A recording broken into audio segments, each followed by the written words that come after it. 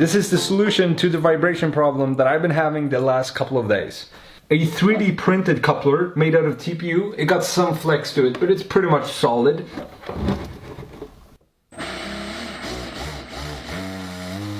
Okay, here it is.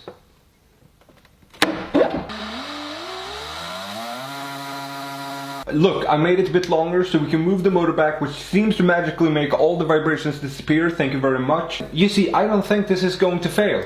Immediately anyways. Not only will it be locked in by this level, the circle is also quite a bit smaller, so it will have a lot of gripping force as well as being locked in. Key components. You think that's enough? We're not done.